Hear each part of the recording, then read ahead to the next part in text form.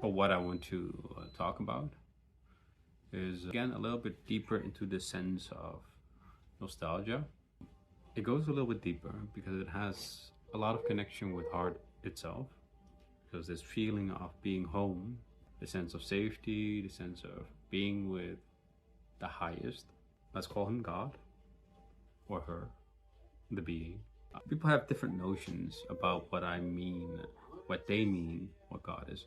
So there's an idea, there's a story, there's a philosophy, there's a theory within our head that creates this image of God, or this philosophy, this theory of God. There's people that don't have it in a different way. We call them atheists as well. So they have a different belief structure in their head that sees the world differently. Like when I see the world, the way I see is different than other people, because my whole programming, my whole belief is created out of information that I gathered in my lifetime about God, about creation, about existence, about everything that is. And that's my philosophy, my theory, my perception of reality.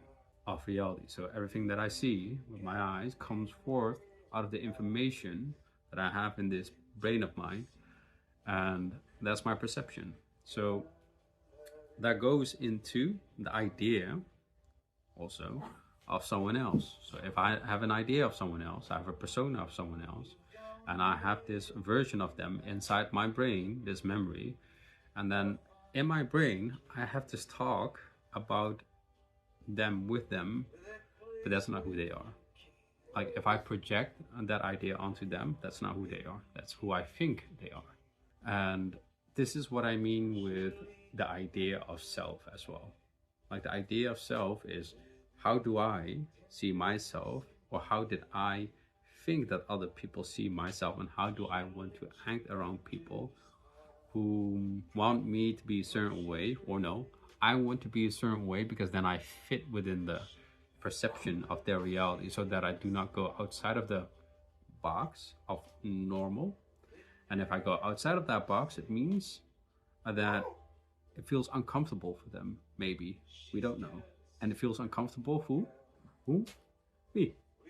Because I am the one that feels uncomfortable for maybe showing myself in a way, and someone else can never be comfortable with the new version of you if you don't allow that new version of you to be there. So it's always contained within this little box where people feel like, okay, this is normal. Let's just speak that way, think that way, and do not go beyond that box, because then it becomes a conspiracy theory, or a theory that's beyond. In Dutch, we say too floaty, zweverig. That means you're too high somewhere in the clouds and not down to earth. And I was a little bit shaken by that. So I was like, okay, so now do I now have to minimize who I am, or what I think, or what I love to research, or what I, try to understand? Go back into this norm, put back on that mask, and then express that mask again with the world. So to unravel all of that mask, you eventually get the purest form that you can be, and that is without shame, without judgment. There will be, but it's something that you can learn.